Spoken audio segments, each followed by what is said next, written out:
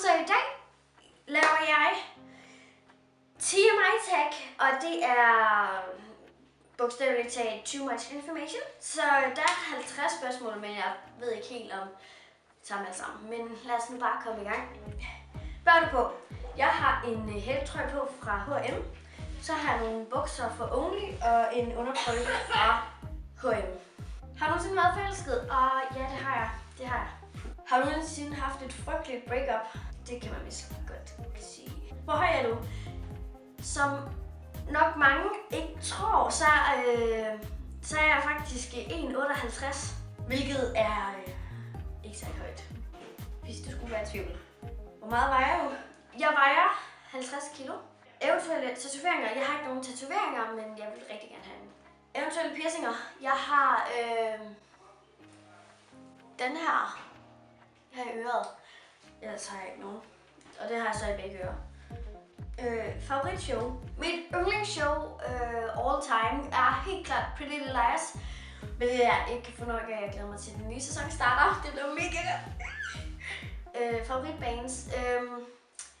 Jeg kan rigtig godt lide Page 4. De er også rigtig søde. Nu har jeg selv snakket med dem og sådan noget.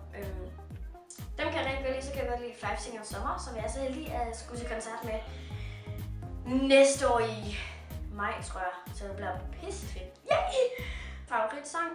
Jeg vil nok sige, det er Sorry eller Same Old Love, tror jeg. Og så kan jeg rigtig godt lide Favorite Lie af Erika Jane. Hvor gammel er du? Jeg er 15 år, og jeg fylder 16 her til december. Stjernetegn. Jeg er skytte. Kvaliteter. Du kigger efter i en partner. Altså, han skal selvfølgelig være rigtig sød. Og så skal han gerne være lidt bad boy i det. Hvilket det kan jeg rigtig godt lide. Så skal han være ærlig og sjov og... Ja, han skal bare have en virkelig dejlig personlighed. Han skal kunne få mig til at grine. Det er det allervigtigste. Yndlings skuespiller. Selena Gomez, tror jeg. Favoritfarve? Pink, tror jeg. Eller guld, hvis man tager det som farve. Hvor lang tid tager det der at gøre klar om morgenen? 45 minutter til en time, tror jeg.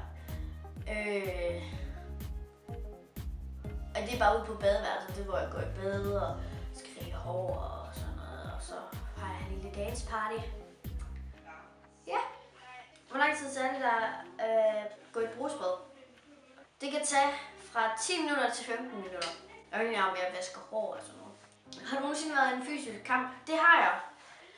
Sjovt nok en gang i 3. klasse, hvor der var den her pige her, hun kaldte mig en dum brunette. Og så hun var en af dem, der mobbede mig, dengang hun var mindre. Og så sagde jeg så, at hun var en dum blondine, og så jeg vandt. Turn on. Lip biting, totalt. Charmerende øjne og en god krop, tror jeg. Og opføre sig ordentligt. Turn off, hvis han bare sådan gerne vil slå en masse mennesker. Jeg synes virkelig bare, det er det største turn off. Virkelig. Frygt. At nu jeg skal sige jacuzzi her. Fordi at den er jo mindre, der er ved at drukne i en jacuzzi. Den historie kan jeg fortælle om i en anden video. Det tror jeg, vi gør. Og så er jeg bange for højder.